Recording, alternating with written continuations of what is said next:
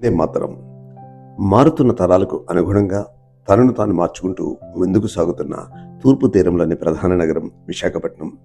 ఒకప్పుడు ఓడరేవుగా పేరుగాంచిన ఈ నగరం తర్వాత పారిశ్రామిక కేంద్రంగా ఎదిగి నేడు ఐటీ మరియు సాఫ్ట్వేర్ హబ్గా తనకంటూ ప్రత్యేక గుర్తింపును సంపాదించింది. అభివృద్ధి చెందడమే కాదు, మారుతున్న సమాజ అవసరాలకు అనుగుణంగా తన వనరులను కూడా విస్తరించుకుంటూ సాగుతోంది. ఇది తెన్నేటి పార్క్. ఉదయం వ్యాయామానికి, స్వచ్ఛమైన గాలికి, సముద్రపు అలల సబడికి, ప్రకృతి అందాలకు నిలయంగా నిలిచే అద్భుత ప్రదేశం. ఆ పక్కనే కైలాసగిరి, ఆధునిక పాపిడి బొట్టులా మెరిసే గ్లాస్ బ్రిడ్జ్ సందర్శకులను విశేషంగా ఆకట్టుకుంటుంది.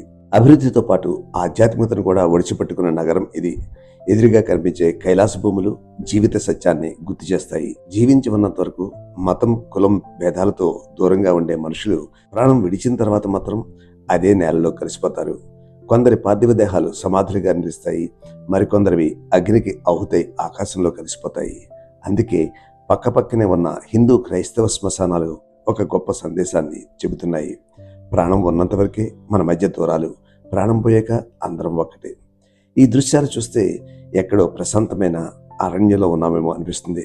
కట్ చేస్తే వాహనాల రణగొణిదనులతో కలకల్లాడే హనుమంతవాక జంక్షన్, దానికి పక్కనే ఉన్న హెల్త్ సిటీ ఆరోగ్య సేవలకు కేంద్ర బిందువుగా నిలుస్తుంది. మంచి ఆరోగ్యానికి వ్యాయామం ఎంత అవసరమో గుర్తు చేస్తూ ఆధునిక వైద్య సేవలను అందించే ఈ ప్రాంతం కూడా విశాఖలోని మరో ప్రత్యేక ఆకర్షణ.